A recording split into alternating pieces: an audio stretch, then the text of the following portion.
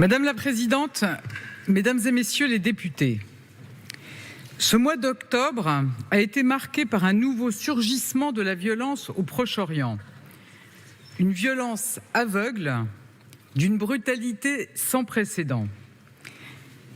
Face à cette situation, des inquiétudes et des interrogations naissent légitimement dans notre pays. Dans ce contexte, il me paraissait important, utile et nécessaire de pouvoir tenir ce débat sur la situation au Proche-Orient. Un débat dont je sais qu'il était souhaité par la plupart d'entre vous. Je ne peux pas m'exprimer devant vous sans revenir sur les faits. Le 7 octobre dernier, une attaque terroriste barbare a été menée par le Hamas et le djihad islamique contre l'État d'Israël. Des centaines de civils ont été massacrés. Des crimes abjects ont été commis. Chaque jour a révélé son lot d'atrocités. Le meurtre sauvage de jeunes lors d'un festival dans le désert, les horreurs perpétrées dans des kibboutz comme à Be'eri, Kfar Aza ou Re'im, des femmes, des hommes, des personnes âgées, des enfants enlevés ou brutalement assassinés. Au total, près de 1400 personnes ont été tuées dans les attaques terroristes de ce mois d'octobre. Et même si 2 otages américaines ont été libérées, plus de 200 personnes sont encore retenues. Parmi les victimes, 30 de nos compatriotes ont été tués et 7 sont encore portés disparus. Cette attaque n'était en rien comparable aux épisodes de violence comme il y en a malheureusement eu d'autres dans l'histoire de cette région. Ce déchaînement de barbarie, commandité et mis en œuvre par le Hamas, montre un changement de nature et d'échelle. Il s'agissait d'une action complexe et préméditée qui visait à atteindre Israël et sa population en son cœur. Avant de poursuivre mon propos, je tenais à rappeler ce bilan. Tout comme le président de la République a déjà eu l'occasion de le faire, et tout comme je l'ai déjà fait devant cette Assemblée, je tenais à dire une nouvelle fois ma solidarité envers le peuple israélien dans cette épreuve.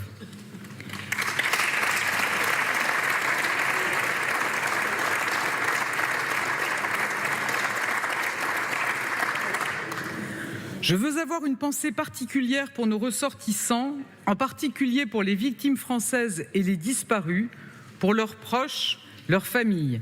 Nous sommes à leur côté. Mesdames et Messieurs les députés, minimiser, justifier, voire absoudre le terrorisme, c'est accepter qu'il frappe à nouveau demain, en Israël, en France ou partout ailleurs. Nous ne devons faire preuve d'aucune ambiguïté face à de tels crimes.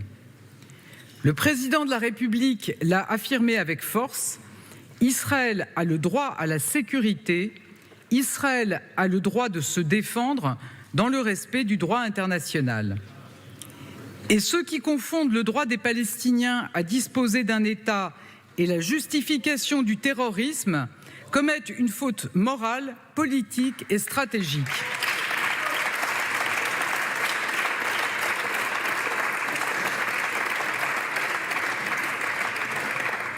Ils ne servent en rien la cause palestinienne.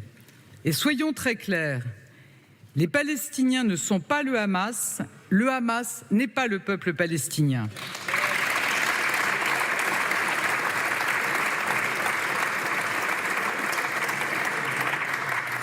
L'autorité palestinienne est notre interlocuteur légitime qui se bat depuis des années pour la paix.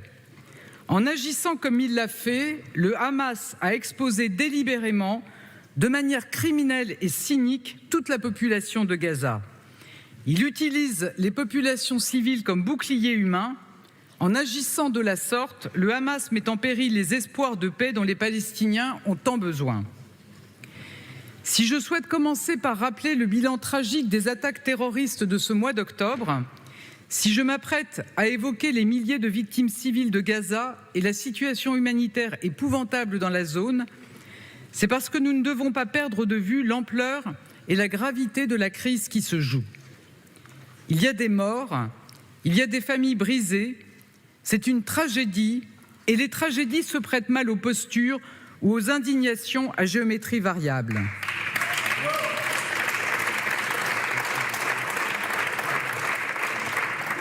Il n'y a pas de victime qu'il conviendrait de pleurer moins que d'autres. Il n'y a pas de vie qui valent moins que d'autres. La situation, la tragédie et le nombre catastrophique de victimes font monter dans le monde entier une profonde indignation. Dans chacune de nos interventions, nous aurons l'occasion de faire entendre nos sensibilités politiques et nos différences. C'est sain, c'est souhaitable, c'est le principe même du débat démocratique.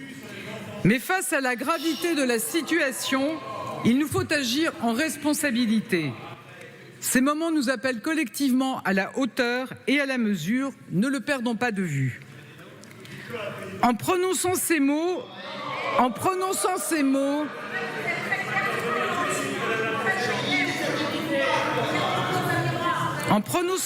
je voulais affirmer, mes chers collègues.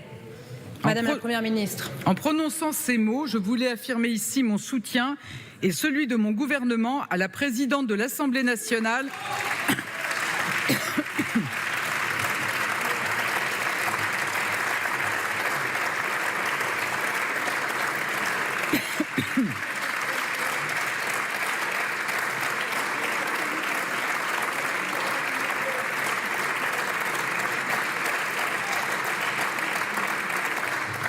Après les accusations ignobles proférées à son encontre. Mesdames et messieurs les députés, depuis le 7 octobre, le président de la République a été en contact très étroit avec les autorités israéliennes avec un message clair. Israël a évidemment le droit de se défendre face au terrorisme. Les civils doivent être épargnés. La réponse militaire doit se faire dans le respect du droit international, notamment du droit international humanitaire. Les populations ne doivent pas payer pour les crimes des terroristes. Notre pays ne connaît que trop bien le lourd tribut des attentats. Et nous devons l'affirmer avec force. Dans la lutte contre le terrorisme, il ne s'agit jamais de se renier. Si le terrorisme doit être combattu, la réponse des démocraties doit être juste. Même dans les combats les plus durs, les plus âpres, nous ne devons jamais perdre de vue ce qui fait de nous des démocraties. Nos valeurs, le respect de l'état de droit comme le droit international humanitaire. Notre amitié et notre solidarité avec le peuple israélien nous obligent à formuler cet appel. Israël ne doit pas tomber dans le piège du Hamas. Plusieurs milliers de Palestiniens sont morts à Gaza, dont de nombreux enfants. Les 2 millions d'habitants de Gaza sont dans une situation d'une extrême gravité. Ces milliers de vies fauchées, nous ne les oublions pas, je ne les oublie pas. Mesdames et messieurs les députés, dans ce contexte, le gouvernement est mobilisé sur plusieurs fronts et nous avons pris ces derniers jours les mesures urgentes et immédiates qui s'imposaient. Je pense que le débat pourrait appeler à la dignité, monsieur le député.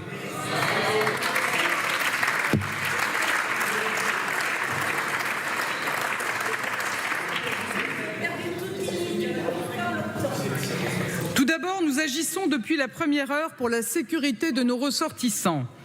Une cellule a immédiatement été activée au centre de crise du ministère des Affaires étrangères. Les services du Quai d'Orsay, notre ambassade et notre consulat général à Tel Aviv, notre consulat général à Jérusalem travaillent jour et nuit pour assurer un soutien aux familles de nos compatriotes portés disparus ou tués dans les attaques. Nos ambassades dans la région, notamment à Beyrouth, Amman et au Caire, sont totalement mobilisées. Bien sûr, nous accordons une attention particulière aux familles des disparus.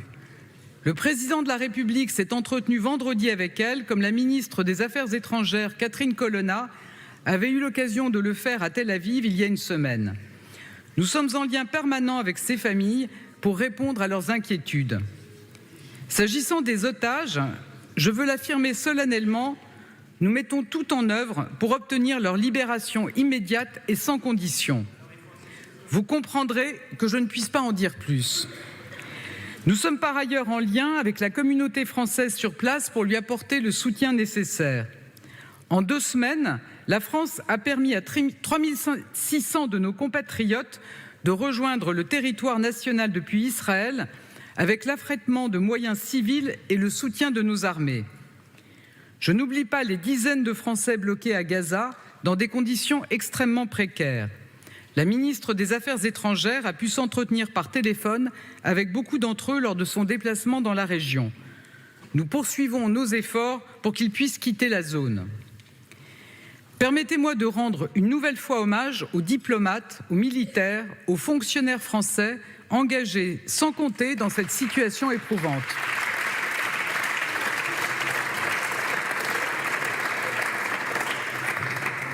Ensuite, la France s'est mobilisée pour venir en aide aux populations de Gaza. À Gaza, nous devons regarder en face l'ampleur de la catastrophe humanitaire en cours. L'accès aux services essentiels est quasiment interrompu. L'eau, la nourriture, le fioul manquent. Je veux être extrêmement claire, personne ne peut rester insensible face à ce drame humanitaire. Derrière le vertige des bilans macabres, il y a des femmes et des hommes, il y a des familles, il n'y a pas de nationalité, d'origine ou de religion qui vaille pour mesurer la gravité des événements quand des civils meurent. Chaque vie civile perdue est un échec pour la communauté internationale. Les populations palestiniennes ne peuvent être abandonnées à leur propre sort. Notre solidarité avec elles ne saurait être mise en doute.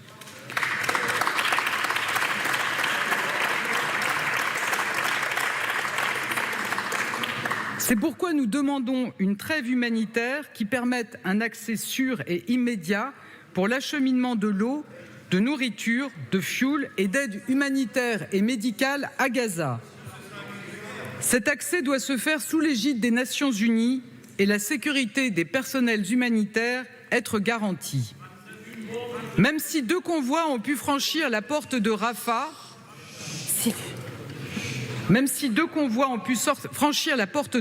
entre l'Égypte et la bande de Gaza, tout reste à faire pour qu'une aide à la hauteur de la situation puisse être fournie aux populations civiles. L'ouverture au point de passage de Rafah est encore très limitée. Nous appelons à ce que la porte de Rafah soit ouverte pour permettre de nouveaux passages. Comme l'a souligné la ministre Catherine Colonna au Caire ce week-end, la distribution d'aide exige une trêve humanitaire qui pourra mener à un cessez-le-feu. Nous demandons cette trêve au plus vite. C'est un point important et je le répète face aux contre-vérités diffusées notamment par la propagande russe. Au Conseil de sécurité, la France a soutenu le projet de résolution présenté par le Brésil dans cet objectif. La ministre des Affaires étrangères part ce soir à New York précisément pour faire avancer les négociations au Conseil de sécurité. Nous appelons à mettre fin le plus vite possible à cette période de violence. La France a toujours soutenu les populations civiles palestiniennes. Elle a ainsi fourni près de 100 millions d'euros d'aide pour les Palestiniens en 2022. Cette aide est concentrée sur des secteurs vitaux, l'eau, la santé, l'éducation, l'agriculture. Face à la situation actuelle, comme l'a annoncé le président de la République, nous avons décidé d'une aide supplémentaire de 10 millions d'euros et nous enverrons prochainement un avion de fret humanitaire pour soutenir la population de Gaza. En outre, l'Union européenne est le premier fournisseur d'aide humanitaire à la Palestine. Et au sein de l'Union, la France en est l'un des premiers contributeurs. Face à l'urgence, l'Union européenne a répondu présent. Le montant de son aide humanitaire à Gaza a été triplé et 2 vols ont permis d'acheminer plus de 50 tonnes d'aide à la frontière. Le Conseil européen de cette fin de semaine sera l'occasion de revenir sur le sujet et de faire le point sur le soutien que l'Europe peut apporter. Puisque j'évoque l'aide que nous apportons à la population palestinienne de Gaza, je voudrais en profiter pour revenir sur certaines questions soulevées ces derniers jours. Il est légitime de s'interroger et de veiller à ce que notre aide humanitaire ne puisse pas tomber entre de mauvaises mains. Pour autant, gardons-nous de jugements hâtifs et définitifs qui ne se fondent que sur une vision biaisée des faits. Les procédures mises en place pour éviter tout détournement de notre aide par le Hamas ou le djihad islamique sont strictes et scrupuleusement respectées. D'abord, notre aide bilatérale, comme pour tous nos partenaires, est fournie avec l'accord de la communauté internationale, dont Israël, selon des procédures agréées. Ensuite, notre aide est mise en œuvre par des agences de l'ONU et porte sur des projets concrets, comme je l'ai évoqué.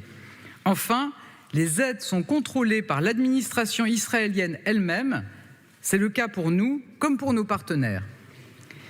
Mesdames et messieurs les députés, le troisième pilier de l'action de la France, c'est la mobilisation pour éviter un embrasement régional. Depuis le 7 octobre, le président de la République, la ministre des Affaires étrangères et le ministre des Armées ont multiplié les échanges avec leurs homologues. Ces échanges se poursuivent.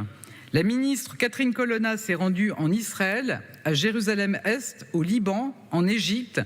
Elle est également retournée au Caire samedi dernier pour y participer à la conférence de paix. Et le président de la République sera demain dans la région pour faire valoir nos propositions et éviter l'escalade. Plus largement, la France se mobilise pour un règlement durable du conflit avec la mise en place d'un processus politique pour une solution à deux États. Car nous le savons, la lutte contre le terrorisme ne peut remplacer la recherche de la paix. Il n'y aura pas de paix durable pour Israël et les pays de la région sans une perspective politique pour les Palestiniens.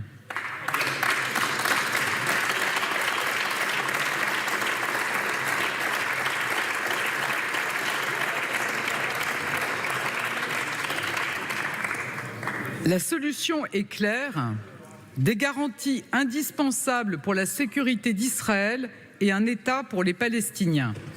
C'est la ligne que la France défend avec constance et qu'elle continuera à porter.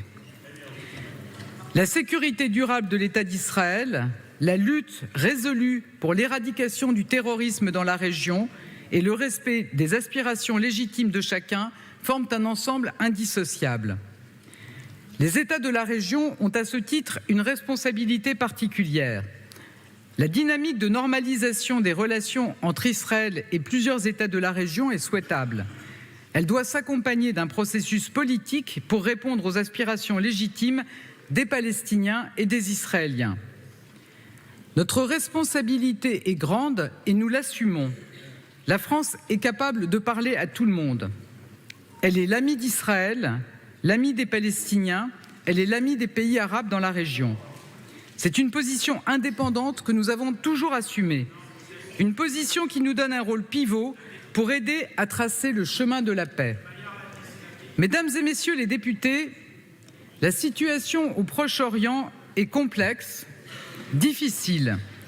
Elle conduit à des drames épouvantables, comme nous avons encore pu le mesurer ces derniers jours. Elle a des conséquences lourdes sur la sécurité internationale. Elle trouve un écho particulier dans chaque pays. Dans ce contexte, la France a une voix singulière, une voix issue d'une longue histoire qui nous confère une responsabilité, une voix qui ne méconnaît aucune des souffrances et défend toujours l'exigence de justice et le respect du droit humanitaire. Cette voix, la France continuera inlassablement à la porter. Nous n'avons pas le droit de renoncer. La seule solution, c'est la paix. Je vous remercie. Merci beaucoup.